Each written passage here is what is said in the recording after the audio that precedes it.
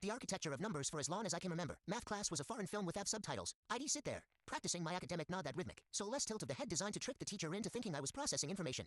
When in reality, I was just staring at a chalkboard full of hieroglyphics. But yesterday, the static cleared. The teacher was sketching out an equation, the chalk scratching a frantic rhythm against the board. Usually, my brain would have checked out by the second line. But this time, something clicked. The variables stopped dancing. The logic locked into place like the tumblers of a safe. I sat up, my pulse quickening. Wait, I actually see the path. Who can tell me the next step in this sequence? The teacher asked, her eyes scanning the room for the usual suspects. The French row titans, the kids who breathe calculus and dream in algorithms, were already hunched over their desks, scribbling furiously. I didn't even look at my paper. The answer was just there, vibrating in the air. My hand went out before I could talk myself out of it. Yes, she asked, surprised to find a volunteer in the back. 7. I said. My voice didn't even wobble. She paused, checked her notes, and nodded. Correct.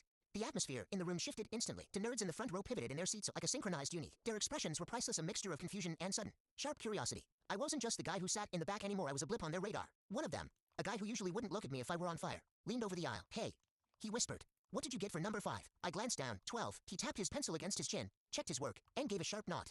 Yeah, same here. Good call. Same here. The words hit me like a shot of adrenaline. I was actually discussing mechanics with the elite. What method did you use? Another one asked, looking at me with newfound intensity. I just moved the x to the other side and simplified the coefficient, I replied, trying to sound like I did this every Tuesday. He considered it for a second. Clean. That works too. At that point, my ego wasn't just boosted, it was orbit-bound. I felt like I'd just been initiated into a secret society. When the teacher threw out the next question, I was ready. I didn't wait. I didn't hesitate. -4.